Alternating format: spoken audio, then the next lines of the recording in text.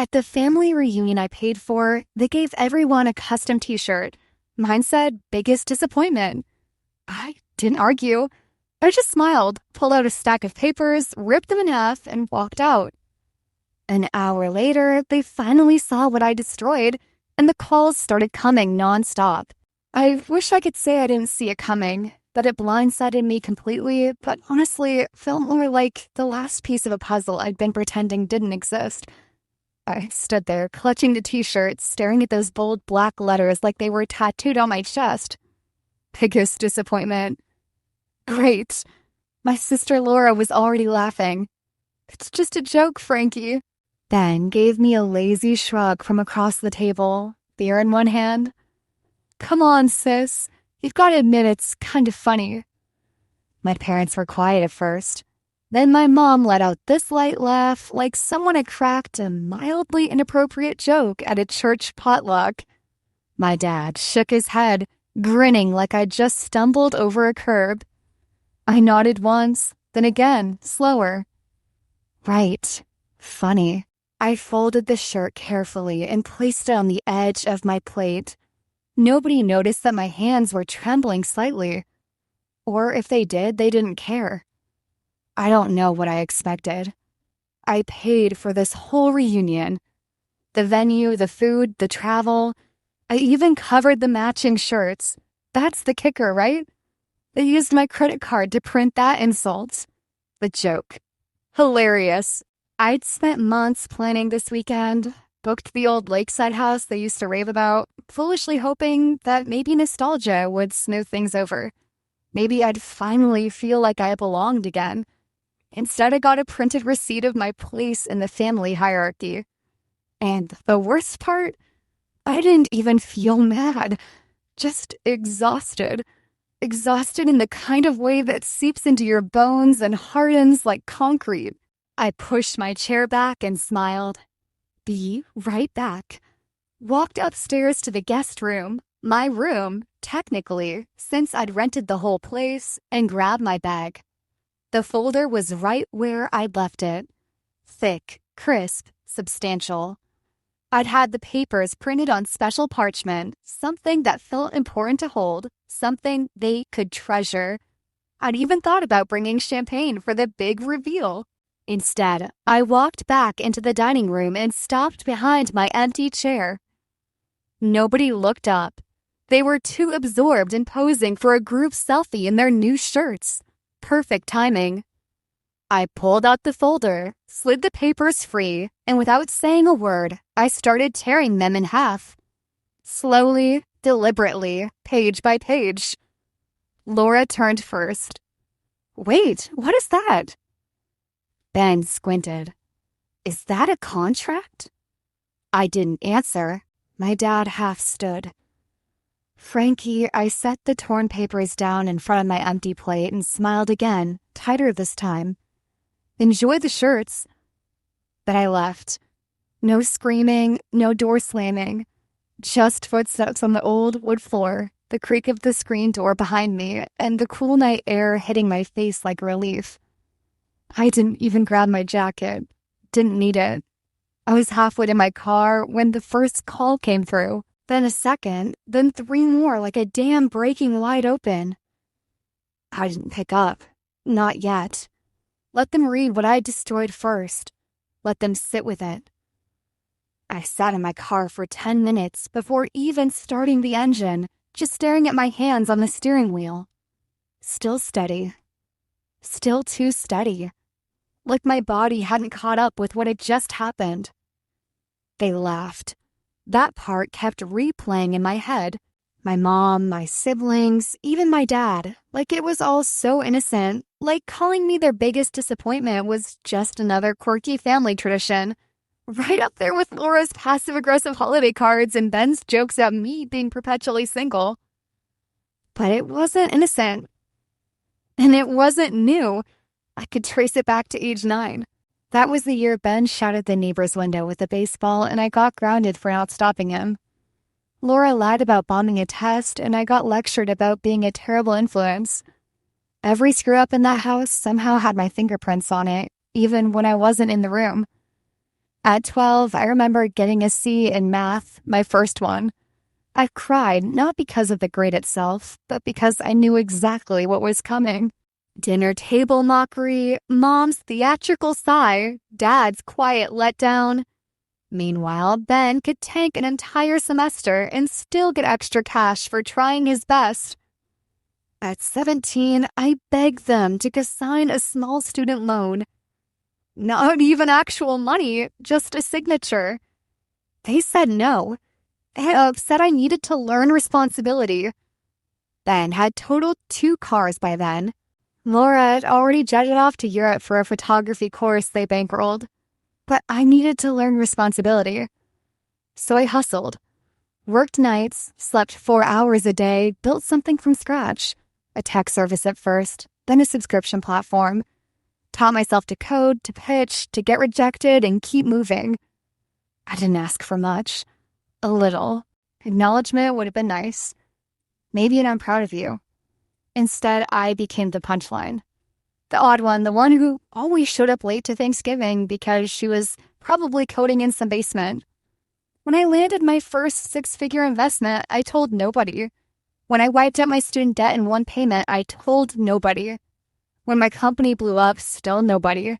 It felt like if I shared it, they'd just find a way to twist it, turn it into another joke, or worse, take credit for it. So I stayed quiet. But I watched. Watched Laura host parties in apartments I knew she couldn't afford on her salary. Watched Ben post cryptic Instagram captions about mental health, only to slide into my DMs begging for money 2 days later.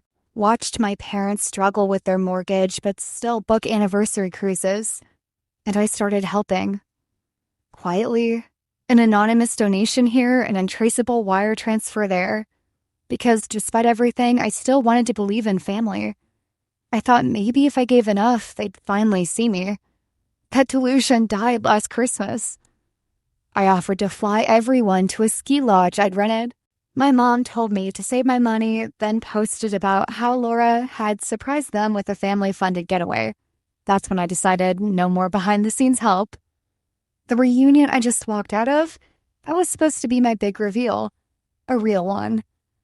I had everything lined up.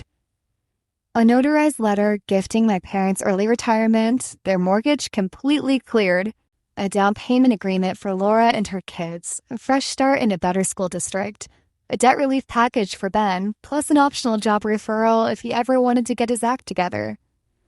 Each document was signed, sealed, printed on heavy linen paper. I even chose navy blue folders to match the table decor.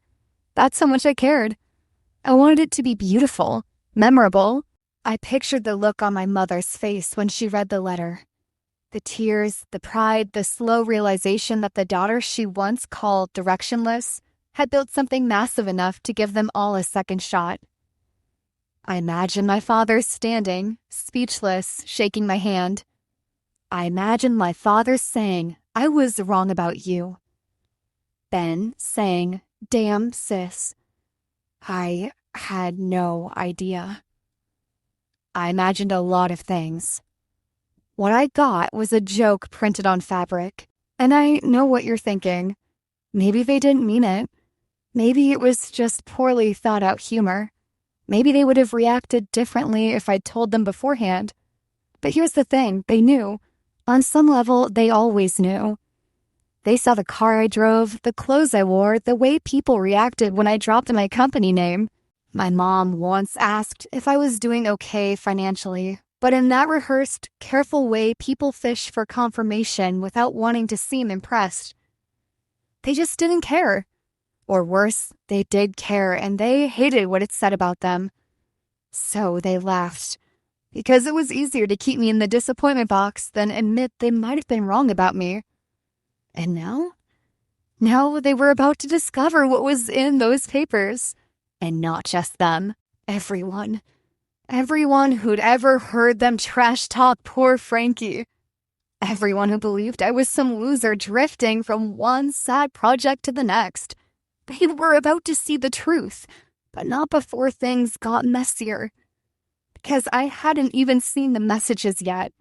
The ones they were already sending, the lies they were already spinning, The narrative they were crafting before I could even speak. That came next. I didn't even make it back to the city before their stories started spreading. First, a call from a friend I hadn't talked to in months. "Hey, your sister just posted something weird. Said you had a breakdown at the family reunion. Everything okay?" Breakdown. That was the word she used. I opened Facebook, and there it was. A photo of the table from earlier that night. Shirts laid out, wine glasses full, a cake in the center. The caption read, "Some people just can't handle being part of a family. We still love you even when you self-sabotage." No names, no specifics, but it was crystal clear who she meant. The comments were filled with vague sympathy and cryptic takes. "So sorry, girl. You deserve peace. You did your best. Some people are just toxic. Family is complicated." Sending hugs. That would have been bad enough. Then came the group chat notifications, screenshots, messages forwarded from cousins. My aunt asked if I was okay, said my mother had called her sobbing, said I'd thrown a tantrum and shredded legal documents in some kind of manic episode, then texted me directly, "You seriously need help, sis. You embarrassed everyone. We tried to include you and you made it weird. Real classy. Include me." Right. I didn't respond. Just forwarded the original documents to my lawyer. Asked him to timestamp the email and CC my assistant. She replied 5 minutes later. "Would you like me to move up the Forbes feature to this weekend? I can add the scanned pages back in." Yes, because here's the thing. I had options. I had proof. I had receipts. They had a story, a flimsy one. But the louder they told it, the more dangerous it became. If there's one thing my family knows how to do, it's rewrite history fast. And this time, I wasn't going to let them get away with it. I'd let them control my narrative for too long. Now it was my turn. I started by sharing the Forbes link quietly. No tags, no commentary, just the article. The underdog founder who secretly funded her family's life for a decade and then cut ties. Inside were photos of the documents. Scanned, signed, dated. The same ones I'd torn up at the reunion. The article mentioned the company valuation, north of $30 million, and the anonymous donations traced back to me. It mentioned the mortgage payments, college funds I'd quietly set up under shell accounts. It mentioned the tech mentorship grant I'd launched 6 months ago for people who'd been written off by their own families. And it mentioned, briefly but clearly, why I walked away. Not with bitterness, with clarity. Within hours, my inbox exploded. First came the congratulations, then the apologies, then the panic. A voicemail from Laura. "Why would you make that public? You're humiliating us." Text from Ben. "Wow, real mature. Hope you feel good about destroying the family name." Then my mom. "We need to talk. You misunderstood the joke. We were just having fun." Misunderstood a joke. It was almost funny how they kept doubling down. But it wasn't over. Not yet. Because the story was gaining momentum and the spotlight I never wanted was about to get a whole lot brighter. A YouTube channel picked it up. Then a podcast. Then a mini documentary. Comments poured in. People took sides, but mostly they took mine. Because people recognize humiliation when they see it, especially when it smiles and calls itself family. Ben tried to fight back online. Posted a rant about me being unstable, said I was twisting the facts. Someone replied with a screenshot of the contract I'd written for him, annotated with dates. Someone else dug up an old tweet where Laura joked about being the golden child. Not so funny now. A tech influencer I didn't even know shared the Forbes article with the caption, "Let this be a reminder not every black sheep is lost. Some are just done with wolves and sweaters." They thought they could smear me, discredit me, make me look like the problem. Instead, they got exposed. And still, I hadn't said a word publicly. Not once, because I didn't have to. I had something better than a rebuttal. I had receipts. And now I had the world watching. You'd think after the article, after the messages, after the public collapse of their favorite story, they'd back off. They didn't. If anything, they went harder.